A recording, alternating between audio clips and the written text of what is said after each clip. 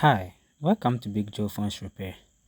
If today is your first time coming across this channel, please make sure you subscribe, share to your fellow technicians, leave your comment, and share. This is a Tecno Spark 20 KJ5. This phone, if you try to on this phone, it will give you a low battery sign, as you can see on the screen. No matter what the screen you use or no matter what the battery you use to try this phone, it will still give you low battery. Full battery charge will still give you low battery. I know a lot of technicians have been waiting for this video because this is a very difficult issue on mobile PCBs, especially Android, and it is very easy to fix. So as you can see, I've used a new battery, but it is still showing us a low battery.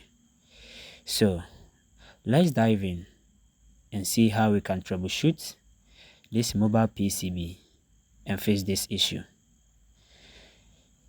I wasn't the first person temporary with this panel. I received this panel from a fellow technician, and he said any battery that he would use, he has changed the screen, everything, but it is still giving us the low battery sign.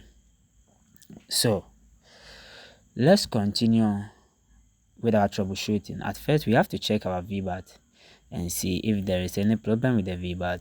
Yes, and as you can see, the VBAT is reading normal. 417, 418 is a normal reading from the VBAT. 417, 418 is a normal reading from the VBAT. So with this problem, after checking our VBAT,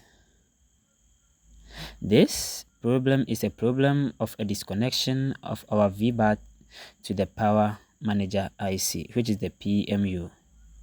So as you can see, I've run a jumper on the third capacitor. 1, 2, 3, as you can see on the third capacitor.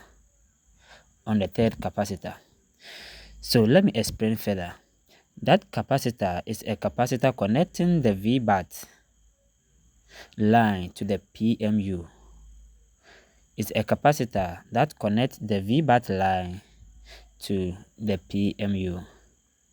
So when I check with my multimeter and I looked on my schematic diagram, I saw that third capacitor is the capacitor that's supposed to connect the VBAT to the power manager IC, but there is a disconnection from the VBAT to that small capacitor, so I have to run a jumper.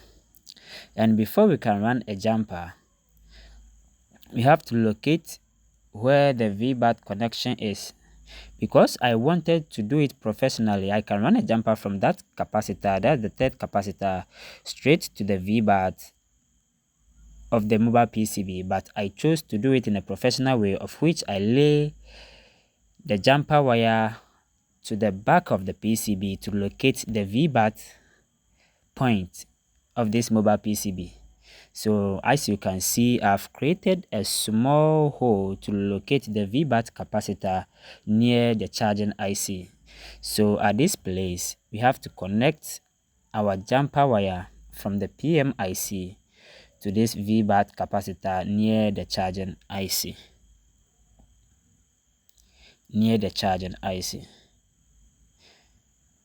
So you can meet this type of issue. Some people will be saying it's from the charging system, it's from this, it's from that.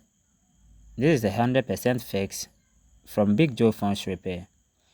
If anytime you will see such a problem, it's a disconnection of the VBAT from the PMIC. It's a disconnection from the VBAT of the PMIC. So as you can see, the jumper that I made, this is a professional jumper. It's a perfect jumper. I can choose to run a jumper straight to the VBAT, but I choose to do it in a professional way. So this is a professional jumper I've run on this mobile PCB. So let's try and see if indeed the problem has been solved. If indeed the problem has been solved. Don't forget to subscribe, share to your fellow technician, save this video, comment, like, okay, to promote my channel. So let's turn it on. Boom, as you can see, now the issue has been fixed. The issue has been fixed. The battery that was giving us a low battery, now it is able to, or it has been able to power on the phone without showing that sign. Here's Big Joe Phone Repair.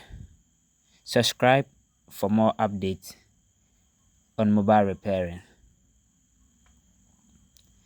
Anytime you get this problem, keep in mind that it's a disconnection of the VBAT. At times, you have to remove the Power Manager IC to reball or to run a jumper from the Power Manager IC to solve this problem.